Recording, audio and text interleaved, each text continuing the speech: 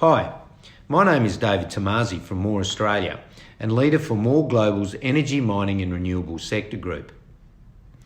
I'm joined today by Senator Ben Small, Senator for Western Australia in the Australian Parliament. Thank you, Ben. There's been much written and spoken recently around hydrogen as the ultimate green energy fuel, but much of the hype ignores the long-dated investment required to make it an economically viable replacement without a carefully thought-out transition plan. What are your thoughts in this regard? Well, thanks for having me along, David. And here in Western Australia, as you know, we're blessed with both abundant reserves of cheap, efficient, low emissions energy from conventional sources, but we've also got this enormous opportunity to diversify our economy as we seek to export new energies to the world. And we know that the economic imperative for cheap and reliable energy to households and to businesses is timeless. But the way in which we meet that imperative is a live discussion both here and globally.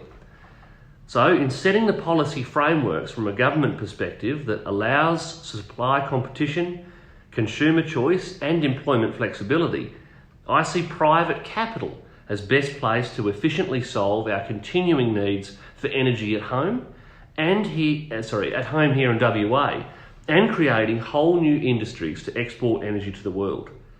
Hydrogen has, in recent times, become synonymous with this energy debate, but unfortunately, I think that the debate has skipped some very important questions around the technology development to underpin the potential success of hydrogen, and has increasingly become politicised, where we see political parties falling over each other in terms of who can build more hydrogen refuelling stations, and in reality, it's just not that simple.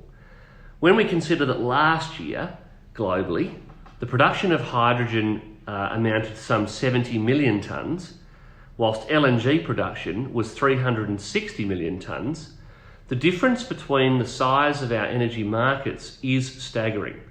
That difference is even more stark when you consider that less than 1% of that 70 million tonnes of hydrogen was actually used for energy, meaning that the energy market for LNG today is some 500 times bigger than that exists for hydrogen energy.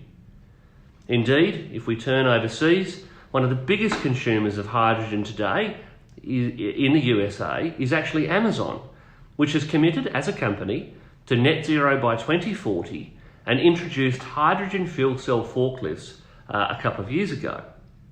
Last year, Amazon relied on some 1.6 million trucks in its American distribution fleet, and according to its own sustainability report, emitted 9.4 million tonnes of carbon from that truck fleet.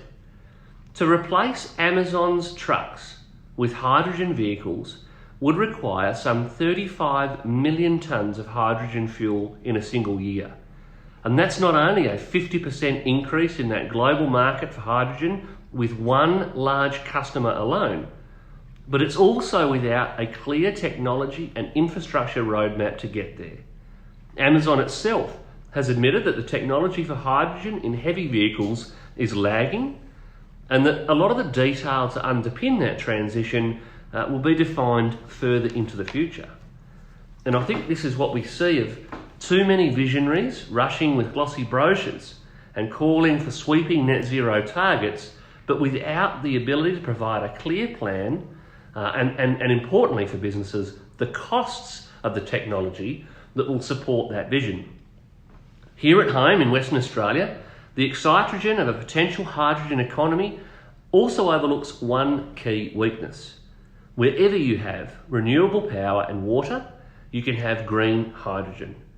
We've had a strategic advantage with LNG and coal because we're blessed with those sovereign deposits on our soil. And yet this doesn't necessarily exist in a hydrogen world.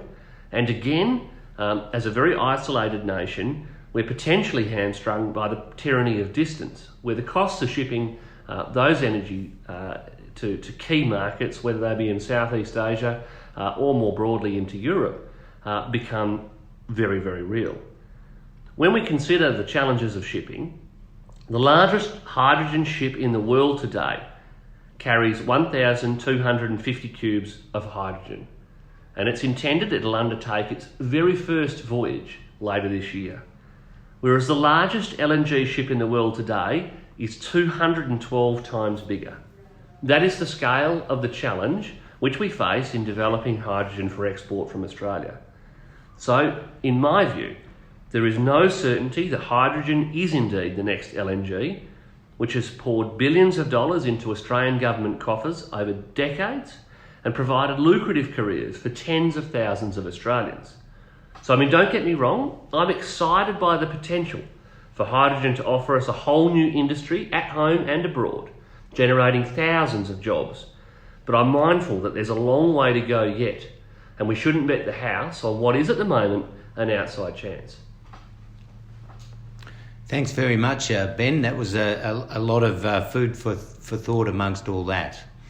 And thanks also for talking to us today and for providing more insight into the pathway for transition to a cleaner energy future. Thank you.